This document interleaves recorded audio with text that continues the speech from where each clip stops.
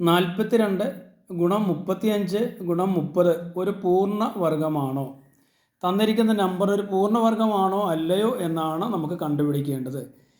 ഇപ്പോൾ ഒന്നുകിൽ നമ്മൾ എന്ത് ചെയ്യണം, ഈ 42നെ 35 കൊണ്ട് ഗുണിച്ച് അതിനെ 30 കൊണ്ട് ഗുണിക്കണം. കിട്ടിയിരിക്കുന്ന ആൻസർ ഒരു പൂർണ്ണവർഗമാണോ എന്ന് നമുക്ക് ചെയ്ത് നോക്കണം. അതല്ല ഒരു ഷോർട്ട് കട്ടായിട്ട് നമുക്ക് എങ്ങനെ പറയാം, ഈ 42നെ നമുക്ക് എങ്ങനെ എഴുതാം? 42നെ നമുക്ക് 6 ഗുണം 7 എന്ന് എഴുതാൻ പറ്റുമോ? 42 എന്ന് പറഞ്ഞാൽ 6 7 42 അല്ലേ? അപ്പോൾ 42നെ നമ്മൾ 6 × 7 എന്നെഴുതി.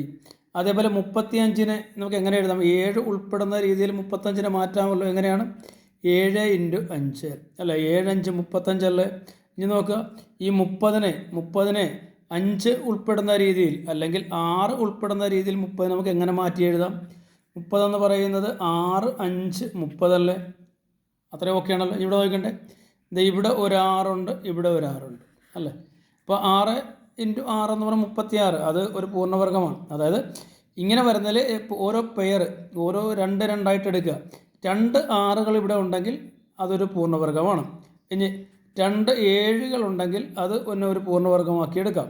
2 5കൾ ഉണ്ടെങ്കിൽ അതും ഒരു പൂർണ്ണവർഗമാണ്. അപ്പോൾ എല്ലാം പെയറായിട്ട് എഴുതാൻ സാധിച്ചാൽ, 2 2 ഗ്രൂപ്പുകളായിട്ട് എഴുതാൻ സാധിച്ചാൽ അതൊരു പൂർണ്ണവർഗമാണ്.